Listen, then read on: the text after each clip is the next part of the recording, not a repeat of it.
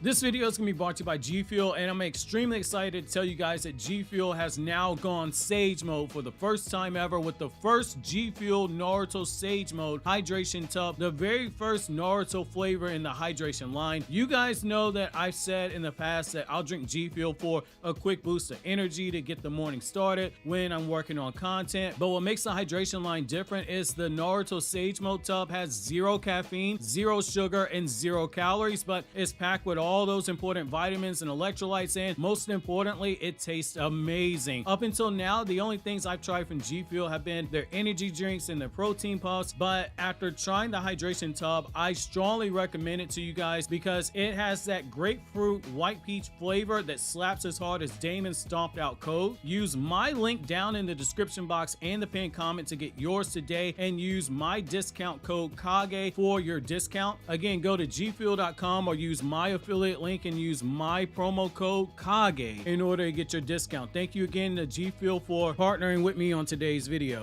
Yo, what's going on, everybody? It's your boy Naruto Explain here, bringing you guys another Boruto 2 Blue Vortex discussion. Today, I want to talk to you guys about something that stood out in chapter 6 of the manga, which is now that Shikamaru now knows the truth and is running interference with Boruto, where does this leave Shikamaru when it comes to Sarada and Sumire? Because in the chapter, we got some rather interesting developments that have raised some eyebrows. Shikamaru took the time to confirm with Boruto whether or not he was Naruto's son, yet he is still keeping Sarada and Sumire out the loop when it comes to the situation, and we have to ask ourselves, why did he do this, and if he's ever going to reveal the truth to them. And most importantly, we got to address some of the outrage I've been seeing in the comments of people saying, why isn't Shikamaru telling Sarada and Sumire he knows the truth? I'm gonna address that very briefly towards the end of the video. So I think the first part of the question, though, is pretty straightforward in terms of getting the answer. Shikamaru is playing his cards close to the vest right now, which makes sense given the current situation we're in. He has the elders giving him orders to continue to have Boruto execute it, even after he seemingly went there to make the case for lifting the order for a moment, given that Boruto helped protect the village from Code's invasion. But due to politics and public sentiment, Shikamaru got denied, which given who he was talking to, it made a lot of sense. These elders, they're holdovers from Hiruzen's era, the same ones who didn't have a problem leaving Itachi out to dry when it came to the Uchiha clan, both when they learned of the clan's plans to rebel against the village, as well as continue to support Danzo after the massacre took place,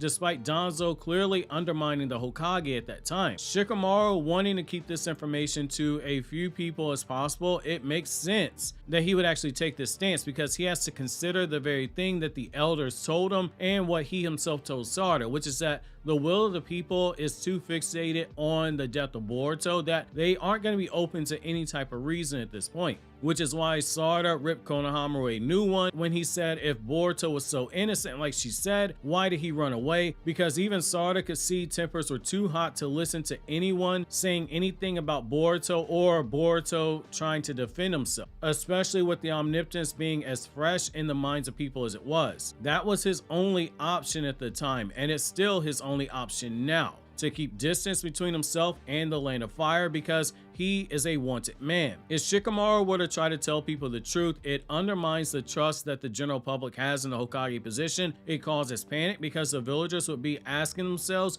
if their memories were altered. Was this the first time they were altered? And it will lead to much unwarranted and unnecessary hysteria for Shikamaru to deal with as Hokage. It's the same reason why no Hokage has made public disclosure of the truth behind the Uchiha massacre. The information is kept top secret, as it should be in the case right now with Boruto. Right now, the only Konoha shinobi who know the truth are in positions of authority are Shikamaru, Ino, and Sai, and that information has to stay with them and them alone. That brings us to Sarada and Sumire and why Shikamaru didn't loop them into what happened when he questioned Boruto. I think this one is pretty straightforward as well to answer. Shikamaru being given this information from he and Sai listening in on Amato's conversation with Amato means that everything that happened following Naruto's disappearance has to be called into question. That includes the confirmation from Ada that Naruto was dead, to their memories themselves being unreliable, and all the actions of Kawaki, Ada, and Daemon while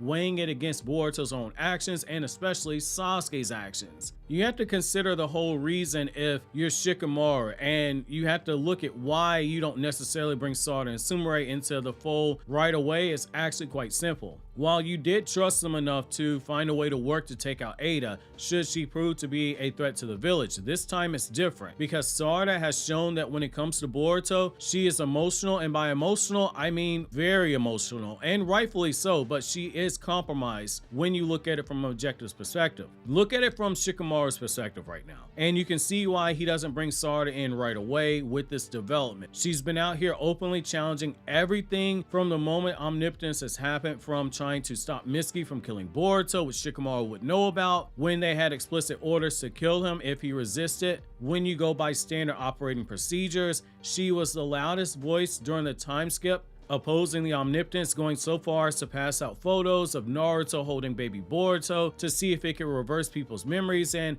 help her get the support that she needed to bring Boruto back home safely so things could go back to normal the way they should be. She even stood directly in opposition to Kawaki right to his face, which is as good of a sign as any that there's open tension between those two, which isn't a good thing, and it's something Shikamaru has to factor in. No, Sarada wasn't in the wrong here. She was actually right. But it goes back to something that I've said for years now, going back to my first channel, KRYPTONIAN saying. I used to always say, just because you have a shot to shoot doesn't mean that you should be the one to pull the trigger. And that's the case when it comes to Sarada, right? By Shikamaru's own words, and words that Naruto never challenged when they were uttered. In Boruto Naruto Next Generation, Shikamaru calls Kawaki the strongest person in the village and says that nobody can stop him if he decides to turn on the village, and that the only thing they really have going for them is that as long as Naruto is alive and well, Kawaki won't be a threat. As a Hokage, Shikamaru has to look at that and go, if my memories are altered and it's actually Kawaki who is a threat to the village and it's not actually Boruto, then I have a big problem, because Shikamaru has the unknown variable to account for when it comes to Daemon, someone who we can all assume is still stronger than Kawaki until we get proof showing otherwise. If Ada was willing to go along with a lie that Naruto is dead after she casted the omnipotence, something that Shikamaru now likely suspects is the case, but he can't actually verify it yet, and she's willing to keep everything that happened a secret away from Shikamaru, and she's willing to let someone as innocent as Boruto take the blame for an act that they didn't commit, all in order to appease Kawaki, then he knows that she's likely going to stay at Kawaki's side. If Ada is siding with Kawaki, then given her relationship with her brother Daemon, someone that Konoha also can't stop, Shikamaru would have to assume that Daemon would as well be on Ada's side based on the information he has as Hokage, because while we as the audience know that Daemon doesn't care for Kawaki's situation, literally telling him as much, Shikamaru doesn't know that, which is again a great usage of dramatic irony being used by Kishimoto here.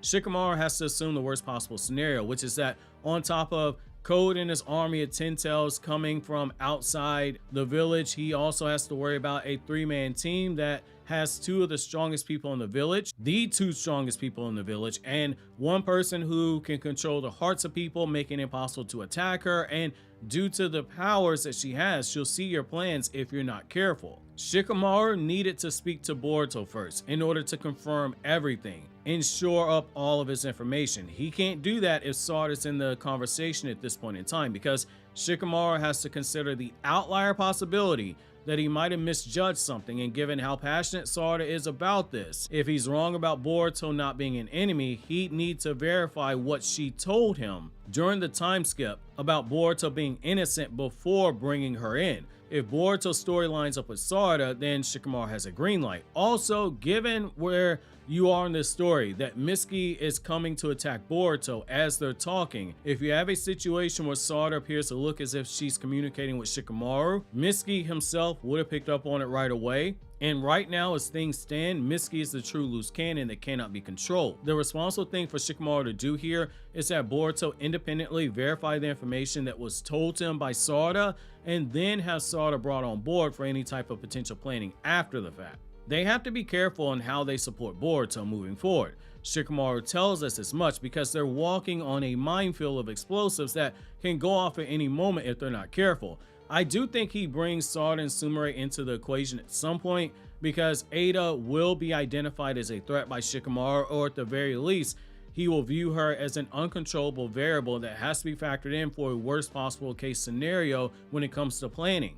He's only going to get one shot at helping Boruto prove his innocence and find a way to reverse what happened, but they won't be able to do that if Kawaki catches on to them. If Kawaki was willing to go so far as to kill someone who he views as a father, in Shikamaru's mind, kill Naruto, someone who Kawaki is obsessed with, what will he do to someone like Shikamaru who gets in his way? Again, we know that Naruto isn't dead, but right now, Shikamaru doesn't have that information. It might be a possibility that he's considering this as a possibility, but as of right now, he doesn't have any confirmation of this being the case or it not being the case. I get why people wanted Sarada to be looped into the conversation, and I get all the outrage that people have because they feel like she deserves it because of her unwavering loyalty to Boruto, and most importantly, they want Shikamaru to apologize to her for talking so greasy to her in the past. But this is why I say what I've said for the 100th time. Like I'm Triple H talking to LA Knight fans after last year's Money in the Bank and talking to Cody Rhodes fans after last year's WrestleMania, where he had to talk to some spoiled WWE fans. Good things come to those who wait. This isn't microwave storytelling. Things get introduced and they get paid off later on after they've had time to actually cook. And that method of storytelling doesn't care about this TikTok generation's short attention span, where they want their moment now, they chase moments and they chase experiences and they don't care about what's coming down the line because we're all in an instant gratification era right now. We'll see Sarada and Shikamaru working together on the situation. We'll see it at some point. We'll see him continue to use Sumire in the role that she was used in the past, but the story's taking the time to let the juices get soaked into the meat before it gets taken out the oven in order to serve it to us. In short, what I'm saying is let the story cook. We'll probably see Shikamaru tell Sarada and Sumire he knows the truth before this volume ends in the next 2 chapters, or it'll be sometime in the 3rd volume depending on what developments we have. But for the moment, we just have to let the story itself cook. Now, I will say this though. Again, I get the outrage. People want to see Sarada more involved. That moment is coming, but in the meantime, click here to watch the Boruto chapter review if you haven't already.